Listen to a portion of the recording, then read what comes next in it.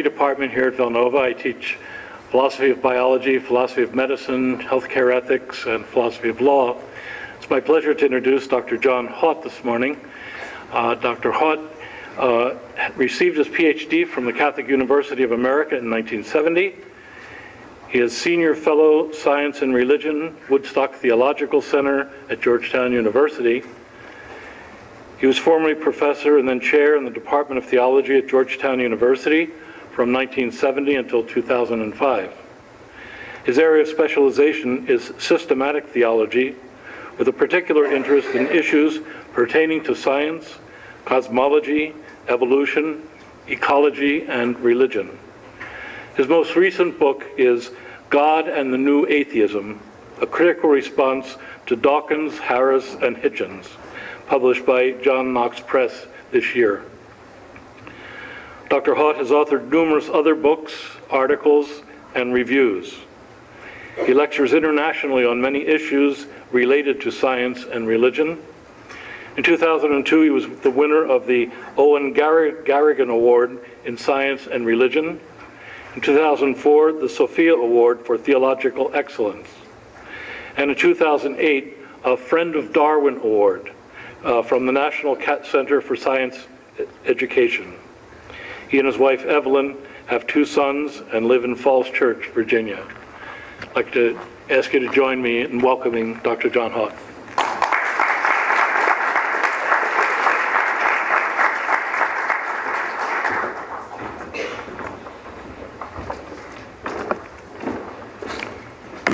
Thank you very much, Father McCarthy, for that generous introduction. I'm very happy to be here, and I want to congratulate Villanova for setting up this conference. I was introduced just now as a theologian. Maybe not all of you know what a theologian is. My definition of a theologian is someone who doesn't make much money, but at least knows why. And I should also say that for many years I tried very hard to become a philosopher. But my genes were programmed in such a way that, cheerfulness kept breaking in. So I had to find some other profession. In 1715, the famous writer of hymns, Isaac Watts, wrote this stanza: "I sing the goodness of the Lord that filled the earth with food. He formed the creatures with his word and then pronounced them good." In 1975, Kenneth Boulding, somewhat tongue-in-cheek, but representing what we're going to call the naturalist position, wrote this response: "Is it the goodness of the Lord that fills the earth with food?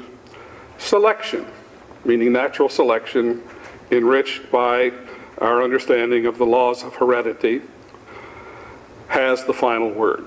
And what survives is good."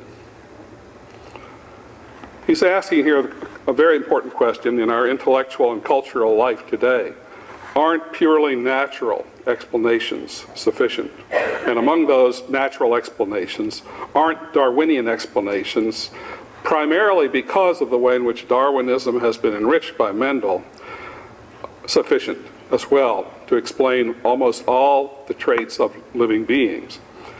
Again, Isaac Watts: "There's not a plant or flower below, but makes thy glories known, and clouds arise and tempests blow by order from thy throne, and all that borrows life from thee is ever in thy care, and everywhere that man can be, thou, God, art present there." Again, Kenneth Boulding: "There's not a plant or flower below, but DNA has grown." And I think if he were here today, in the early 21st century, he would say there's not a mind, there's not a moral aspiration, there's not a religious instinct that DNA has not grown. And clouds arise and tempests blow by laws as yet unknown. However fragile life may be, 'tis in the system's care, that is in nature's care as a whole, and everywhere that man can be, the universe is there. There's nothing, in other words, beyond the natural world. The name given to that belief that there is nothing beyond nature, that there's no divine creator, there's no purpose to the universe, that nature is it, is today usually referred to as scientific naturalism. And it maintains that therefore there is no need, since there is nothing beyond nature, there's no need for us to look beyond nature for the ultimate rock-bottom explanations of everything, including things that we have treasured most: intellect, mind, morality. A subspecies of scientific naturalism, which I'm going to concentrate on today, we could call evolutionary naturalism. And I want to distinguish that from evolutionary science. And I want to make it clear at the very start that I am very much a believer in evolutionary science. And I've spent most of my career trying to convince people that theology and evolution are completely compatible. Evolutionary naturalism is something different. It's a belief system that maintains that there's no need for us to look deeper than Darwin, and of course Darwin enriched by Mendel, to understand all living phenomena. Just to understand how science itself seems to support the naturalistic point of view, it might be helpful to look briefly at the new cosmological picture of the universe and how life and evolution fit into this cosmos. Scientists tell us today we live in a roughly 14 billion year old universe, and one way to picture the scale here is to imagine you have on your bookshelf 30 big books, and each of those books is 450 pages long, and each page stands for 1 million years in this cosmic story. The Big Bang would take place on page 1 of volume 1, and notice that the first two shelves and part of the third seem to consist of essentially lifeless and mindless physical stuff and processes. The Earth starts in volume 21 about 4.5 billion years ago. Then a billion or so years later, the first sparks of life begin to flame up on our planet. But life remains at a very simple stage of being until you get almost to the end of volume 29, where the famous Cambrian explosion takes place 500 to 600 million years ago. And then things begin to speed up and complexity accelerates. Even so, dinosaurs don't come in until after the middle of volume 30. They go extinct on page 385. That leaves only 65 pages for the development of mammalian life, and eventually our primate ancestors and our hominid ancestors come in maybe 3, 4, or 5 pages from the end of volume 30. Modern humans, anatomically modern humans, with our propensities for thought, for ethics and religion, we come in only in the last fifth and maybe even the last 10th or so of the very last page of the very last volume. Now, when you look at this, you can't help, if you're a thoughtful person, but ask certain questions about it, especially if you come from a theological or religious framework. What in the world is going on here? Bertrand Russell, the famous British skeptic, quipped that if the point of this story is to produce intelligence, then why did it take so long to produce so little? The point is, as you look at this, and especially the enormous scale of time and the propensity of time to move from things which are seemingly improbable to more and more probable things if time is sufficient, isn't nature enough? Why would we want to look theologically beyond nature to get any sort of understanding of what's going on here? And when it comes to life, the last row in these 30 volumes isn't the Darwinian recipe, again, as it's been propped up and improved by Mendelian genetics, isn't it sufficient? I think today many thinkers, not just biologists, but many philosophers think that we really have come across in Darwinian and Mendelian thought one of the most robust explanatory frameworks that the human mind has ever had. And the recipe for this process of producing minds, ethics, and religion is a very simple one. You could say it consists of 3 ingredients: accidents plus natural selection plus deep time. Accidents in the origin of life itself, which is not, of course, an evolutionary question, but accidents in the genetic variations or mutations that provide the raw material for evolutionary change, design, and diversity. Then the impersonal mechanism of natural selection, which takes only survivable populations of genes, passes them on to a future of, hopefully, immortality. And all of this takes place within what now we know as a result of geology and cosmology and astronomy, the context of enormously deep time, of a universe that is roughly 14 billion years old. Can't evolution account, the naturalist will ask, fully and completely and foundationally for the emergence of even that most exquisite emerald of evolution, the human mind. I have only a few minutes, and so I'm not going to be able to talk much about morality and religion and life, but I want to focus especially on mind, and you can apply what I'm going to say about mind to the other phenomena as well. Anyway, if we could borrow an image from Richard Dawkins, a very ingenious image, imagine a mountain on one side of which there's a direct sheer drop-off from the top of the mountain to the plain below, and on the other side of the mountain, a gentle slope. And imagine that the amount of time that primeval matter has had to bring about something as complex as human intelligence is only, say, a biblical span of 6,000 to 10,000 years. Dawkins says, and Dawkins represents evolutionary naturalism very, very clearly, if we only had that amount of time, then we would be forgiven for bringing in theology to explain how something so miraculous and improbable could take place in such a short amount of time. But realistically, let's go around to the other side of the mountain and recognize that the trajectory of time is lazily moving, meandering back and forth up the side of the mountain for roughly 14 billion years, and for roughly 4 to 5 billion years that life has had. And then mix that deep time with the other two ingredients of Darwin's recipe, a lot of contingencies, especially, and then given that amount of time, something as improbable as human intelligence, the human mind, becomes increasingly probable and therefore can be explained fully, naturalistically. Nature alone is enough. Deep time has made it very, very tempting for many thinkers in science and philosophy to become naturalists in the sense that I defined it earlier.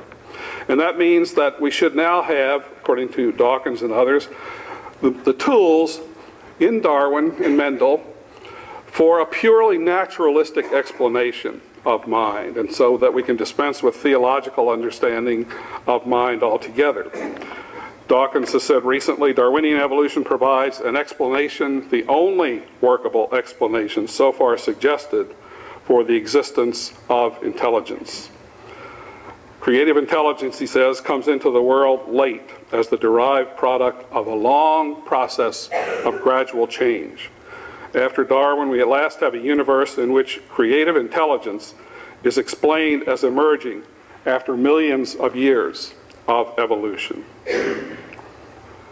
So for him, and for many others today, gene survival rather than, and notice the rather than term expression here, rather than divine creativity is the ultimate explanation of why we have minds and our capacity for thought, including for science. A question that we might want to ask, and I can't go into it in any depth here, but it's a question that I think naturally arises, is that given this mindless explanation of mind, why does Dawkins trust his intelligence? Is there enough, I'm going to ask, in the evolutionary naturalist worldview to account not just for consciousness, not just for intelligence, but for the inevitable trust in our minds that we need to have? And I'll show in a moment that this is not my question alone, that Charles Darwin raised the same question. Owen Flanagan, another person who would be proud to be called a scientific naturalist, would say, and has said, that evolution produced intelligence. We are an example. But evolution does not require intelligence to yield intelligence. Evolution demonstrates how intelligence arose from totally insensate, and that would mean, of course, unconscious, unintelligent origins. So the ultimate explanation of mind is mindlessness. Again, the question might arise, I don't know whether you would ask the same question, but I find myself asking it, is his own mind of such, if his own mind is such, has such lowly ancestry, how can he justify the enormous trust that he has in it? And we can't forget Daniel Dennett, who says recently that the designs in nature are nothing short of brilliant, but the process of design that generates them is utterly lacking in intelligence of its own. So for him also, our intelligence emerged gradually and can be explained fully and exhaustively in terms of an algorithm that somehow causes genes to be programmed in such a way as to seek the kind of immortality that Professor Professor Keller was talking about. So again, my question would be, how can Dennett justify his own cognitional confidence? And if any of you have ever read Daniel Dennett, he certainly has confidence. So let me forget about these folks for the moment, and let me ask you, just as an experiment for the moment, to place yourself in the mindset of an evolutionary naturalist. That is, someone who believes that evolutionary explanations are sufficient to explain what's going on in your mind, or the capacity at least, for you to have thought at this moment. So suppose you're an evolutionary naturalist. If so, then your ears, nose, feet, and other traits, all the organic traits and habits and characteristics and instincts that you have, would be ultimately products of an impersonal evolutionary recipe, which consists of those three ingredients: blind accidents, impersonal, mindless natural selection, plus lots and lots of time. And you would have to admit also then that your brain and your cognitive abilities are ultimately the product of a mindless gene selection process. My question then is, why then do you have so much confidence? Because you believe it's worthwhile to do that. You're trying to understand what I'm saying. You're trying to get some insight into what I'm saying, if there is any sense there. But thirdly, notice this, and this is really, to me, an amazing thing. You not only try to understand, you ask the question, the critical question, whether your understanding is correct, whether it's in touch with truth, whether it corresponds to what is. That's the critical component. And I'm going to call intelligence that I'm talking about here, I'm going to call it critical intelligence. And I'm going to ask you, why do you have so much confidence in your own intelligence at this moment? So start with your own experience right at this moment of attending, of understanding, of asking critical questions. Let's call that intelligence or critical intelligence. The picture that science has given us is one in which this intelligence emerged out of an evolutionary process, and I'm not questioning this in any way. Evolution tells a very important historical story of the genesis of consciousness. But it also tells us that evolution and the genetic laws, the laws of inheritance, all of this came into play for some reason or for no reason at all, out of a blind and unintelligent universe. That would be the evolutionary naturalist picture of things. So what I want to ask is whether evolutionary naturalism can justify the faith that is needed to put your intelligence into operation at this moment. And by faith, I really mean faith. Faith, for example, that there's intelligibility out there in the universe, something that science can't prove, but science has to assume from the very start, as Einstein himself realized. Faith in the intelligibility, that there's some sort of meaning that the mind can make sense of, that's already there, resident in the universe, before life comes about, before genes emerge, before consciousness emerged. It's already there, the intelligibility of things. Secondly, you have to have faith that, or trust that truth is worth seeking. It's almost a religious faith. And thirdly, and this is the point I'm concentrating on now, you also have to have faith and trust in the capacity of your mind to grasp what is intelligible and to lead you to truth. There's so much faith involved in all kinds of human cognition. And without that faith, there would be no knowing. So what I want to ask is whether an evolutionary naturalism or scientific naturalism more generally can fully justify the faith or trust that you have to have in order for your mind to be actualized at all. Doesn't evolutionary naturalism, I'll raise this as a question, logically subvert the trust that right at this moment you are placing in your own critical consciousness and your desire to know, to be responsible and make decisions? Start with that as a fact. It's a fact of nature, and it's just as much a fact of nature as rocks and rodents. Evolutionary naturalism tells us that this exquisite instrument of critical intelligence is ultimately the product trying to seek immortality. That's the bottom line of what's going on in life.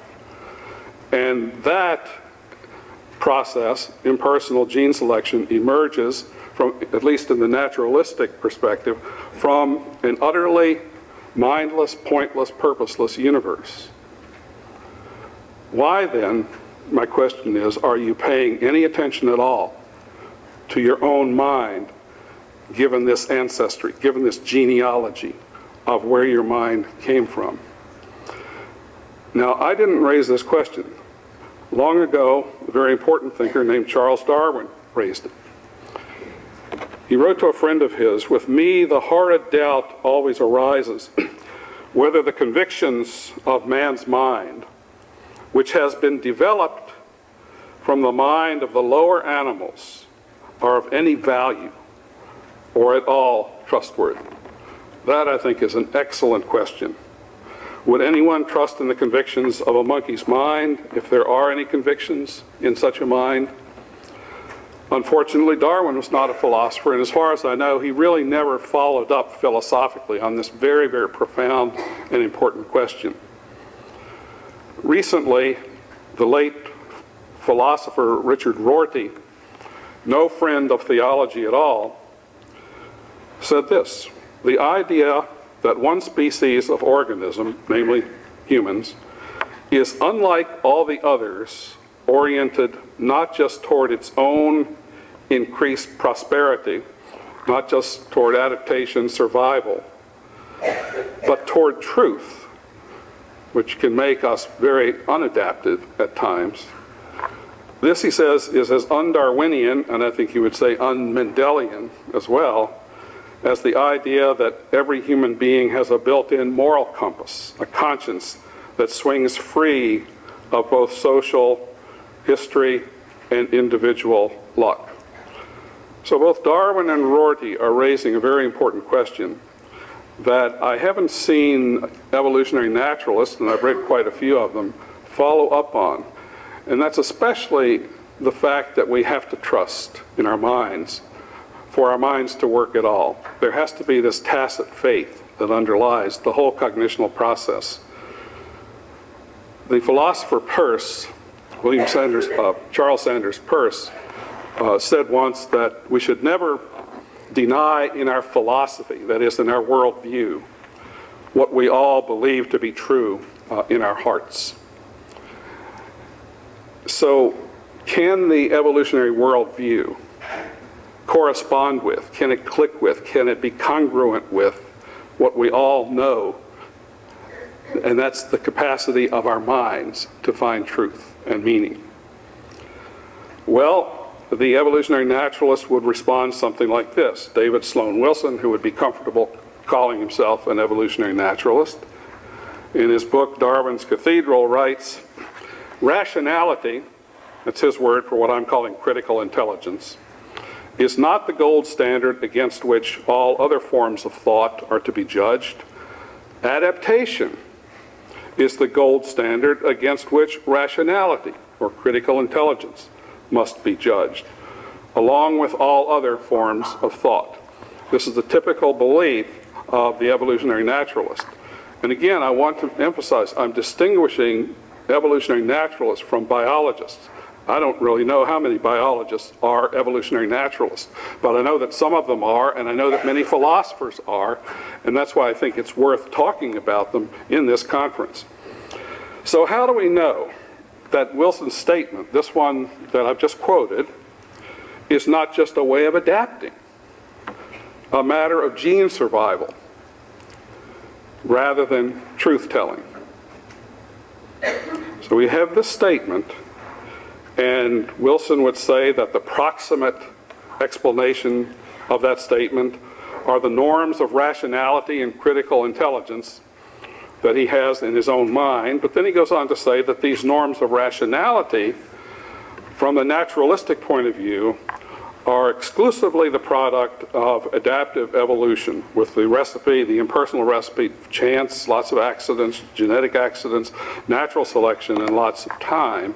And of course, all of that comes into play out of what the naturalists considered to be a primordially purposeless, lifeless, and mindless universe.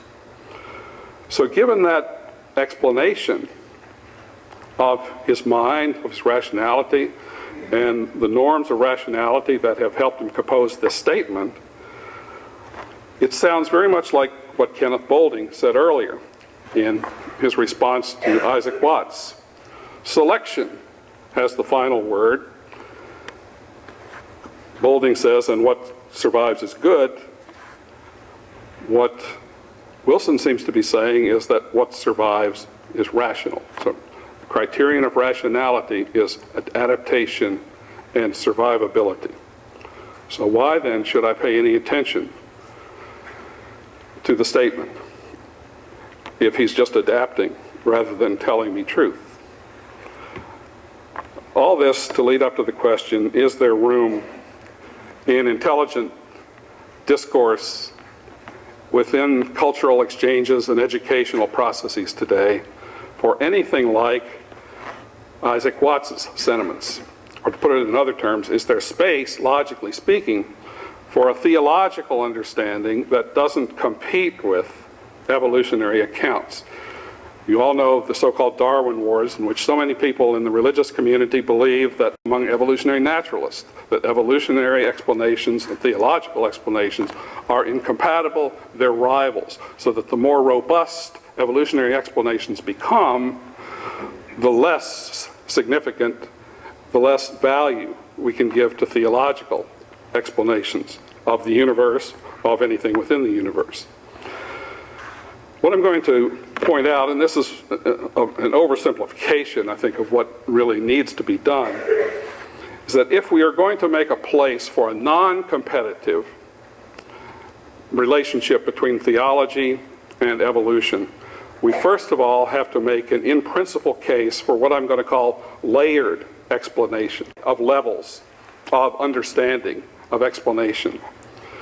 And I think to start with, I'll give a very simple example that I've picked up from the theologian and physicist John Polkinghorne, and I'm taking a lot of liberties with it here. But suppose there's a pot of water boiling on your stove in your kitchen, and say a friend comes in and asks you, why is that pot boiling? Well, one explanation, one good answer would be to say it's boiling because the H2O molecules are moving around excitedly and they're making a transition from the liquid state to the gaseous state. And that's a very good answer to the question. In fact, some people spend a whole career in physics studying the fascinating phenomenon of phase transitions. And you can spend many careers and still not come to an end of that. So push that explanation as far as you possibly can. But it still leaves room for a completely other kind of answer, namely, it's boiling not just because of molecular movement, but because it's boiling because I want tea. This is what I mean by layered explanation. And what I want you to notice about them is that you can carry each explanation as far as you may, horizontally. It does not conflict vertically with the other explanations. There's no competition among these levels. In other words, you don't say the water's boiling because I want tea. But unfortunately, the debates about theology and evolution or natural selection have taken on that rather than quality, both among some believers, creationists, intelligent design people on the one hand, and evolutionary naturalists on the other. What they share, what they have in common, is a kind of commitment to what you might call explanatory monism, that there's only one level of explanation that really counts, namely the one that I've become an expert in. and therefore we don't need to consider other explanations now that we have this kind of explanation. So when it comes to what I'm focusing on now, explaining mind or intelligence, how would a layered type of approach unfold with respect to the question, why do we have minds? Let's assume, and this might be a gratuitous assumption, that I'm up here thinking. Why is my brain thinking? Well, one very good answer, and this is one that you can spend a whole career on, and many people do, because neurons are firing, synapses are connecting, and you could put an evolutionary explanation in there, and I would have no objection to that at all, because of genes getting into the next generation. That's going on. That's one level, certainly, of understanding what's going on in order to explain why I'm up here thinking. But without in any way conflicting with that kind of explanation, I can say I'm thinking honestly because of my desire to know. I want to understand the universe. And I want to also ask whether my understanding is correct understanding. I think that's a very good answer to the question why I'm up here thinking. And thirdly, actually there are many, many levels. I'm just simplifying things to 3 levels. At some point in answering the question why I'm up here thinking, I would have to take into account the fact that the universe that I exist in is intelligible. If it were not intelligible, there would be no mind. So somehow a robust explanation of mind has to include at some point recognition of the fact that the universe is intelligible. Just to use an analogy here, just as the existence of light or photons in the universe was necessary for the evolution of vision some 45 odd times or so that it originated independently in different species and phylum families. Without that luminosity, there would be no vision either. So that has to be a factor in your explanation of the evolution of vision that came about and why, therefore, I'm up here thinking. And once you recognize that, it opens up, at least in principle, an area for theological exploration, why the universe is intelligible at all. And what I want to notice, I don't expect you to necessarily to accept that, but just notice that this location of theological explanation at this point in no way interferes with the other 2 levels of explanation. In fact, there's a deep sense in which the theological supporting of the fact of an intelligible universe actually, in principle, also supports the activation of your mind as well.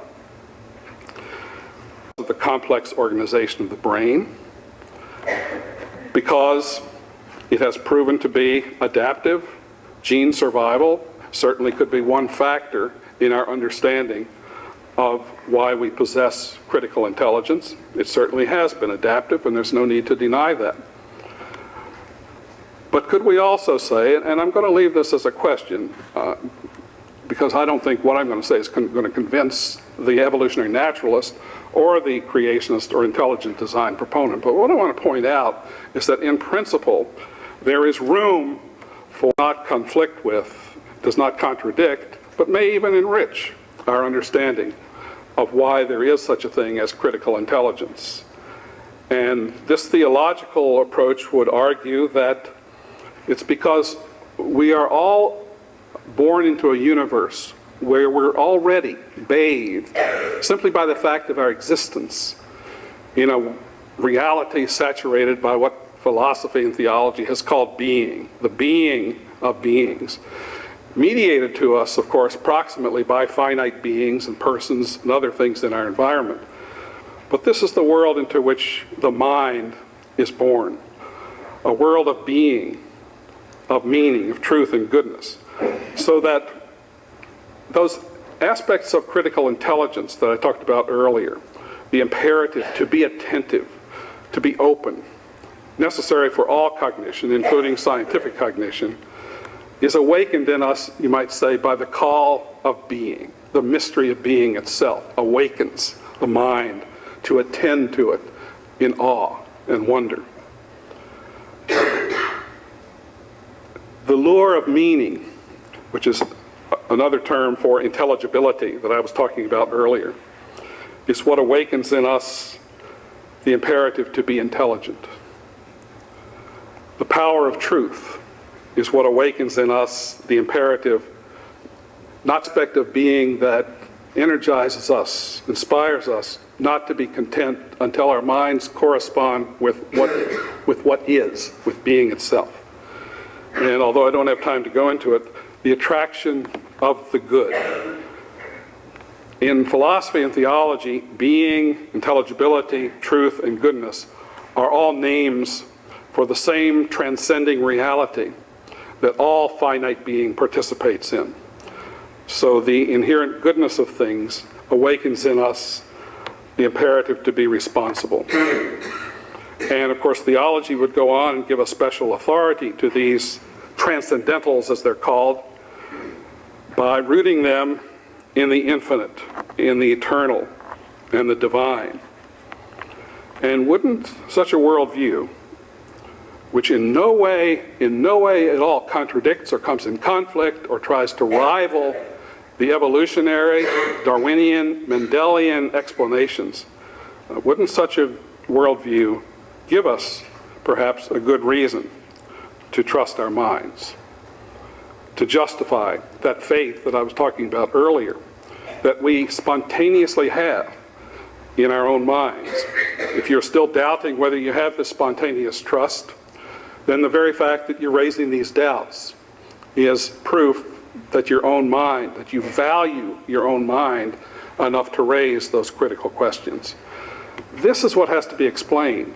And all I'm asking is whether evolutionary explanations, Darwinian, Mendelian explanations, robust and important, as I personally believe them to be, I think full explanation of the mind does require an evolutionary explanation.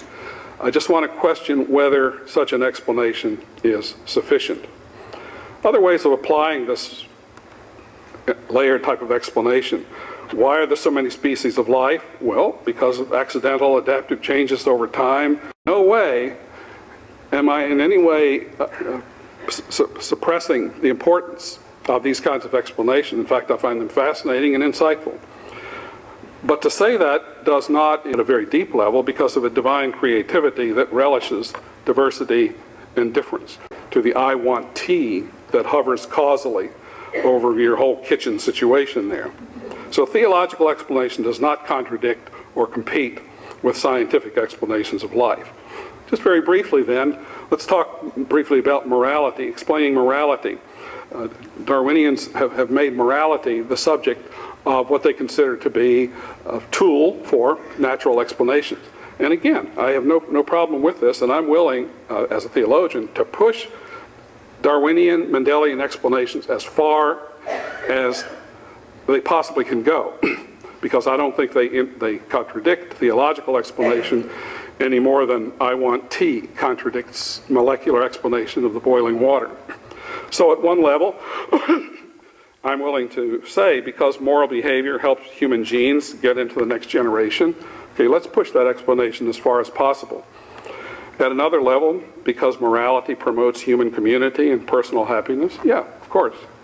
But neither of those explanations, in principle, rules out because we are attracted to an ultimate unconditional goodness at the same time. Layered explanation, I think, can help us do away, if you can develop a taste for it, with some of the cult in gods or God. This is a fascinating issue for evolutionists because it is reproductively advantageous, is their answer.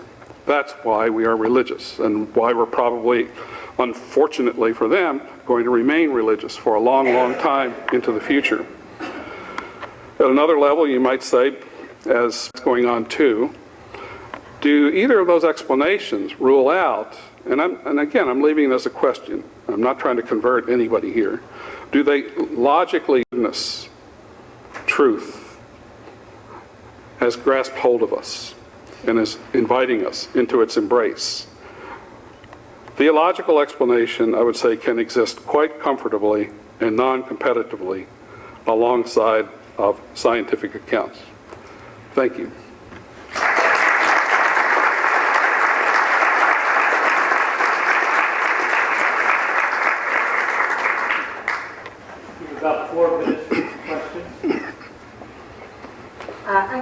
you would accept as a friendly amendment to rephrase what you call evolutionary naturalism to evolutionary fundamentalism. Because there's a much wider domain of arguments that I would call evolutionary naturalism that that attempt to fill the gaps of Darwinian, Mendelian, neo-Darwinian selection. Couldn't we call evolutionary naturalism evolutionary fundamentalism, did you say? What you mean, right. variety. Yeah, and this awakens in me the question of what do we mean? How do we want to define reductionism? Reductionism is the term that people hurl at the Darwinians who do this. But I think in terms of a layered explanation, a better definition of reductionism, which you talked about in terms of the atomism, the atomistic approach to the genes, which you very helpfully illuminated, is an example of what people usually mean by reductionism. But in terms of a layered understanding of the mind and how it works, couldn't we call reductionism the suppression of explanatory pluralism, the suppression of layered explanation? Well, this definition allows us to look at certain religious mentalities as just as reductionist. So that, for example, during the trial in Pennsylvania on intelligent design, at which I testified, the way in which the problem was formulated by the media and others is whether design came about by natural selection of gene populations, or instead by divine creativity. So that's that rather than. That's so much part of our intellectual discourse today, and so I think I would understand reductionism as the suppression of layered explanation, and religious people are just as prone to that, saying that it was the creator rather than Darwinian processes that explains diversity in design, so forth. My point is emphasize that there are a lot of modes of explanation in between divine. Yeah. Oh, yes. And I've oversimplified the problem completely. I like to follow the axiom of the great philosopher Alfred North Whitehead, who says, "Seek simplicity, but then mistrust it." Right. Yeah. Yes. I was listening to your explanation, and what struck me are two, to my mind, fallacious logical premises. One is that inanimate or mindless things do not lead to advantageous results. So I think most people see that the inevitable, generation of mutations is a product of physical processes, but that they could have by natural selection some advantage. Looks like that the mechanism underlying it isn't, just random chance. And I think most geneticists would agree that the mechanism can be separable from what the result is. And to me, mind, critical intelligence, is another phenotype. All right, so that there's no contradiction of having mindless processes lead to mind. The second fallacy is putting humans at the center of the universe. That many organisms have nervous systems that adapt to their environment. I study fruit fly nervous systems, and they can learn, and they have attributes of human intelligence. And you're making humans the center and not some continuum. And you're making the library, which I like that slide a lot, as the end chapter. So I can see humans dying out and being replaced by another organism. And there's no reason to have humans as the center of the universe. It doesn't make sense to me. And the idea of beauty and truth and mystery, it has no scientific interpretation. So it's not a subject for science. So I don't think that these things... Other than scientific explanation. But your questions do raise some important points. If I had more time, I would have pointed out that the 30 volumes will probably, in the long run, end up being just the dawn of the unfolding of this process. And that what I'm calling human intelligence, I in no way wanted to make the end point of this process. In fact, I strongly suspect that the impulse toward consciousness, intensifying consciousness, it's already going on our planet, will continue, at least potentially continue, in unimaginable ways in the future. All I was trying to do is simply question whether we get an expansive enough view of the wondrous fact of intelligence, of morality and religion and so forth, if we look at them solely as the consequence of evolutionary algorithms.